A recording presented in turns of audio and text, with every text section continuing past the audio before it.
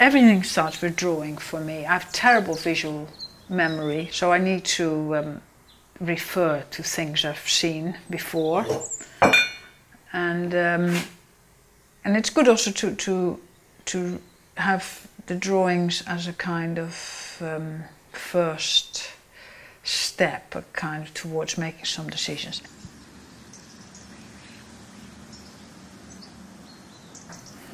It's a kind of drawing in clay, I think, this. You know, it's sort of drawing and redrawing and rubbing out and, you know, redoing it. So it's for me, it's also more tentative, you know, and that's what, I guess, why I really like clay. I like to just sort of feel my way into a subject. I'm quite used to working with skeletons first. I think in terms of shape and form, it's really crucial. If I'm making an animal and I get that skeletal structure right, then everything falls into place, and I have lots of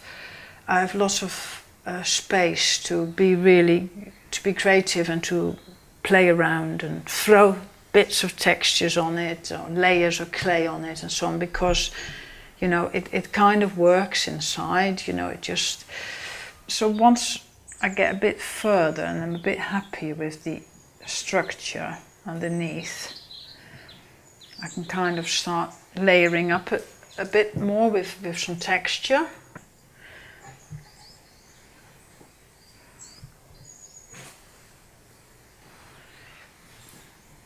Clay. My favorite tool is no doubt the rolling pin. Trusty tool. And I realized very early on working with clay that it kind of picks up the texture that it's rolled out on.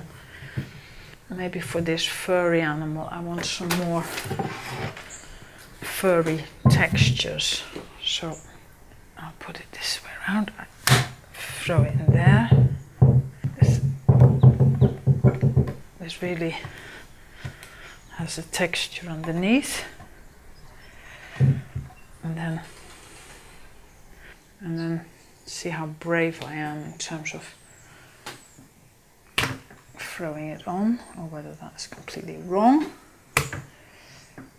I like it when you just see the form underneath. Now I can layer it up further, of course, so take a bit of that off. So, but you kind of get a bit of an idea how I do it. I'll try a bit of this texture here. I don't know. It's a sort of mark making, a bit like drawing, and it's also kind of, I think it's sort of playing and kind of bringing your household objects into your sculpture, maybe like a piece of knitting or a jumper or a kind of like a domestic association. Right, let's have a bit of this.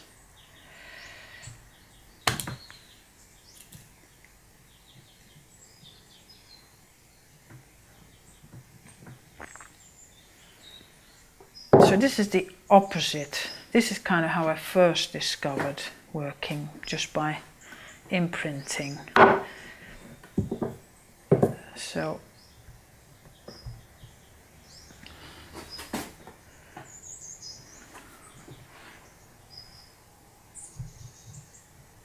I think something like that might work there.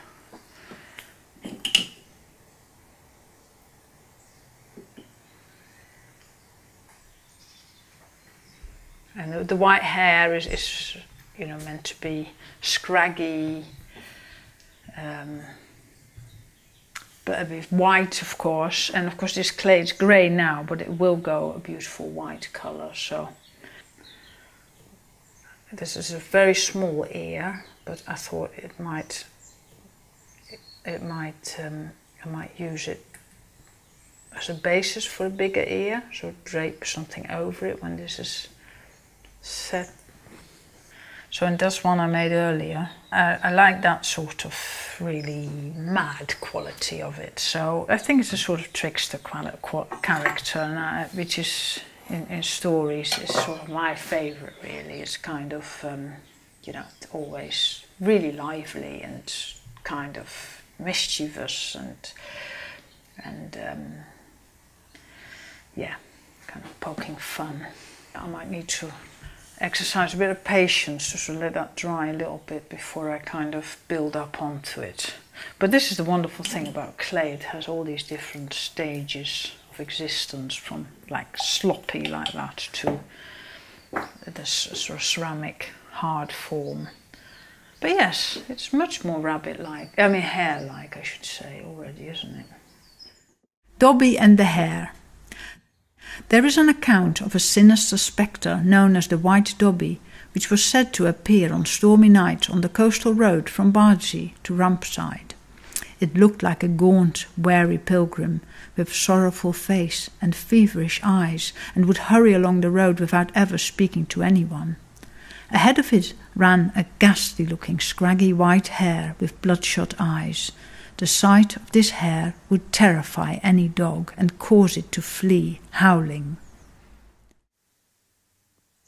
If it can have that something of that sort of slightly mad quality that that hare has, I think that'd be good. I mean, you can see, you know, it is still very skeletal, and it will allow, I think it can allow for more build-up of it.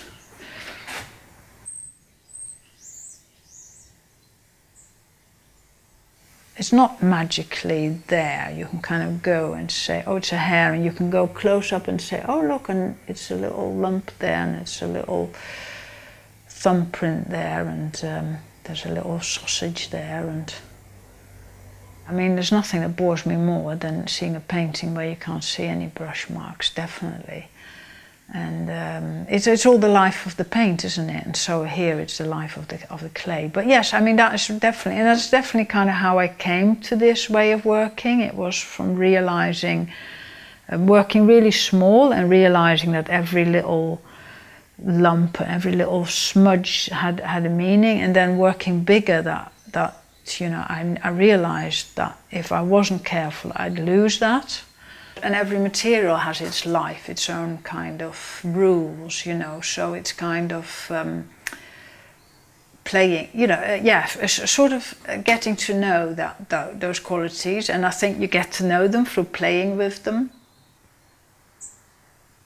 You know, the business of not kind of having an idea in your head and just making it, but it's kind of like having a bit of an idea in your head and going towards making it, and then working with the material, and it's informing, surprising you, and you allow, you know, seeing that and allowing accidents to happen, and it's sort of all that journey that I think is important, and is what making sculptures is about. And really exciting.